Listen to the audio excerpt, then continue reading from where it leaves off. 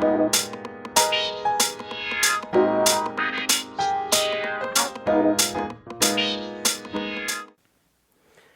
for joining us again. As I said, my name is Jim Garfield with IVI IPO. We're joined here with our next candidate, Anthony Joel Quezada. Thank you so much, Jim.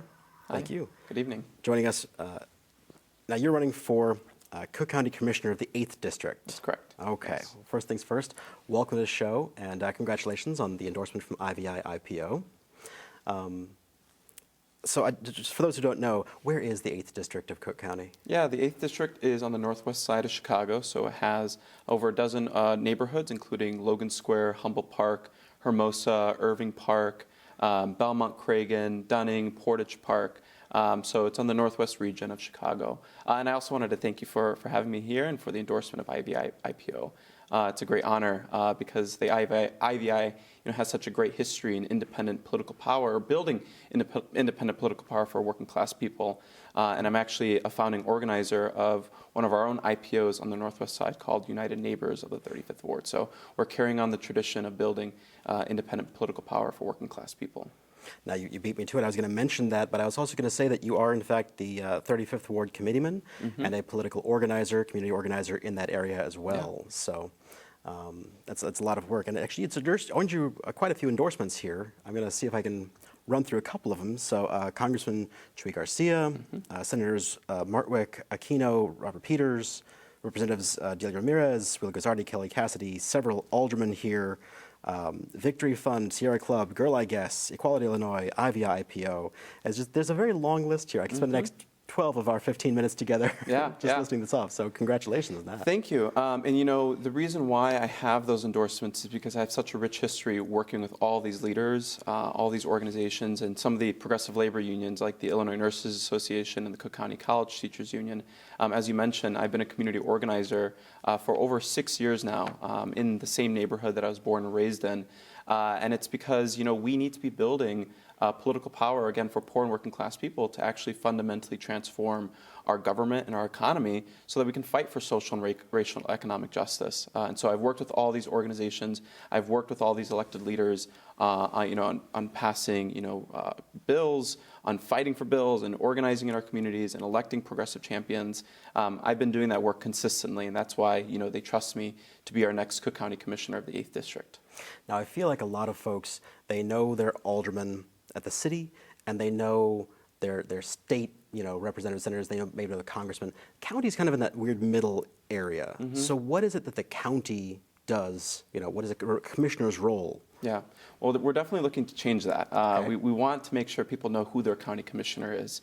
The county board of commissioners, which has 17 commissioners, because we have 17 districts, is the governing and legislative body for the county.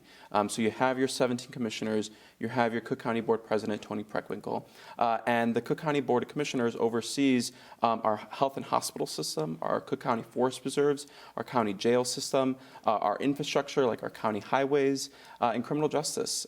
So, it plays a huge role in the day-to-day lives of people in our communities.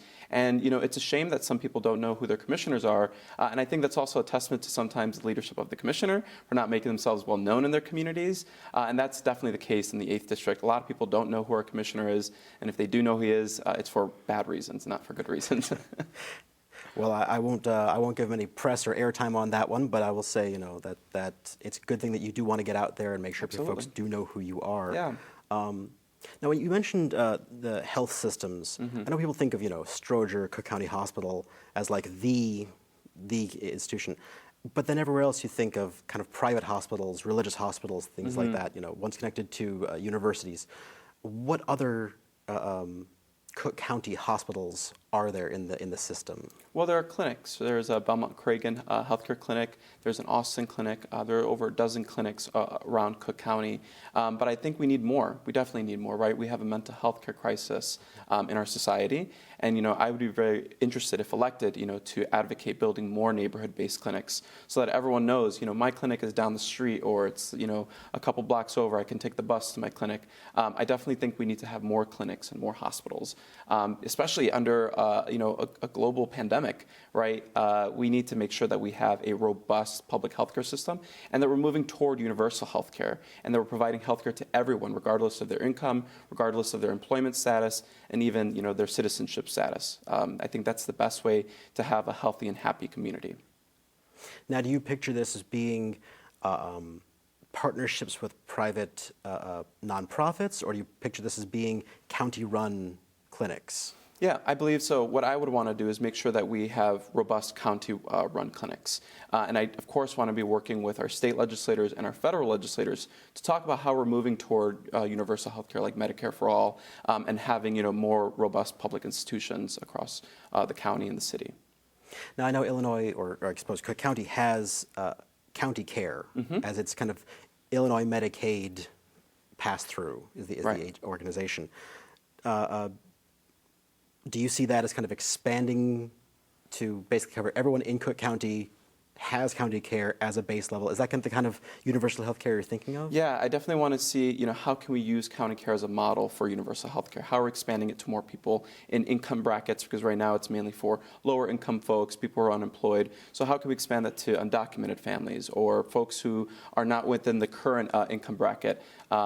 Because there are about 9.6% of Cook County residents who are uninsured right now. So I think it's also meaning, having to reach out to those people who are uninsured and making sure that they're enrolled in county care. Now, I checked out a lot of your policies, and you want to focus largely, well, one of them on homelessness. Absolutely. What do you see as the county's role in that?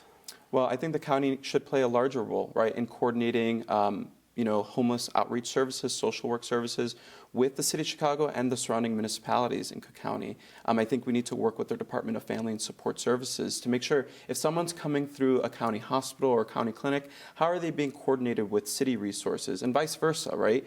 I've worked in public service for the past 6 years as the Neighborhood Services Director for Alderman Carlos Rosa of the 35th Ward, and I have countless experiences with individuals experiencing homelessness and seeing how our system absolutely fails folks, right?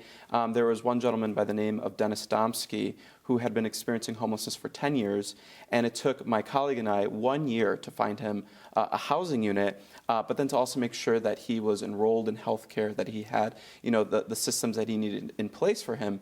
And so I think, how are we making sure that all of our government systems are communicating with each other? How are we coordinating services? And how are we making sure that we're creating a safe, a public safety net for people in our communities, especially those who are most impacted?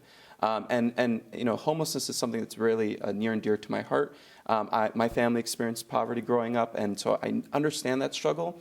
But I think we also just don't give enough attention to people who are ignored in our society, right? People who don't have a home, people who are hungry every day, and a lot of times people just walk past them and don't give them the dignity or respect that they need. So as a commissioner, I want to be a compassionate leader, and I want to make sure I'm helping those who are most directly impacted by poverty. Now, you also talk a lot about wanting to fight corruption. That's a very general term. Fighting corruption is a great thing. What kind of things do you hope to bring to Cook County in this position? Well, I think we definitely need to put a ban on corporate lobbying for current commissioners and for future retired commissioners. The person that I'm running against, the incumbent, in his tenure as a commissioner, he served as a corporate lobbyist for a petroleum and oil company that actually contracts services with the county, which is a clear conflict of interest, and which is why he's the subject of a federal investigation around lobbying in Illinois. So I think we need to put an end to that, and I think we truly need to have a government of, by, and for the people, not for corporations, not for lobbyists. And I think that goes from every single level of government, from the city to the county to the state and to the federal government. We need legislators who are actually fighting and representing our communities, and not corporations or their profits. Now, do you think that is it just lobbying, or is it any outside employment? Could they be employed also as an attorney or as a doctor or whatever, and also this role if there's no conflict of interest? And I think we need to explore exactly the roles that commissioners have and what legislation that they're passing. Maybe perhaps putting a ban on commissioners who are also real estate lawyers, right, or property lawyers of some sort, because they could be contracting services to the entities that they're representing from their role as a commissioner. So I think we need to eliminate those conflicts of interest, take a look at what kind of secondary employments we should be banning. I think our legislators should be full-time legislators. They shouldn't be working in corporations or for corporations that they're also legislating for. I think that's not what people want. Now, I noticed that you, on your site, you talk about the Cook County Land Bank. Mm-hmm. Can you, for those folks who don't know, can you explain what that is and what it does? Yeah, so the land bank is a place, so the county has properties, right? They have parcels of property across the county, and they're able to invest public resources in those entities. And so I want to make sure that the land bank, which has parcels of housing, is being used to make sure that we're preserving housing, and especially affordable housing, or that we're retrofitting housing across Cook County to make sure that it's safe, that it's affordable for generations to come. So is this, I guess, are these houses or plots of land that the county owns and then will sell as it goes out? Sell. Or that does it kind of continue owning it but rent it out to people? How does that work? Yeah, so I believe, from what I understand, it owns it. And so people can, have contracts with the county to have kind of a below market rate on their housing prices. Okay. From what I understand correctly, yeah. Okay. What are the, you're elected, you're sworn in, great. It's that grace period right at the beginning. What are the top 3 things that you want to see pushed through? Yeah, so I definitely want to make sure that we're investing a lot more money into our county forest preserve system. A lot of guests before here, we're talking about the threat of climate change. So I want to make sure that we have all of our forest preserves up to date, that we're modernizing our infrastructure, that we're tending to the land, that we're planting more trees, because we have so many species, both flora and fauna, that are under the threat of extinction. So when I'm thinking about climate change, I want to make sure that our nature preserves and our natural resources are preserved for generations to come, but they're also creating green jobs, especially for our youth and in underserved communities. So I'd definitely be interested in exploring summer jobs programs for our youth, planting trees and tending to the land. I also want to make sure that the county is playing a larger role in creating affordable housing across the county, and especially working with municipalities like the city of Chicago. And I think third is making sure that we're investing more money into our county hospital system. And I definitely want to make sure we're developing an assessment of the need for mental health care across the 8th District and across Cook County, so that we can find ways of creating more mental health care facilities.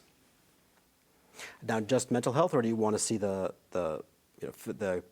facilities be mental and physical health? Is it an expansion of all of those, or just mental? Yeah, no, expansion of all of those, but we definitely have a mental health crisis right now. And so I do want to make sure that we're particularly focusing on that, but I definitely want to see physical and mental health infrastructure be expanded across the county.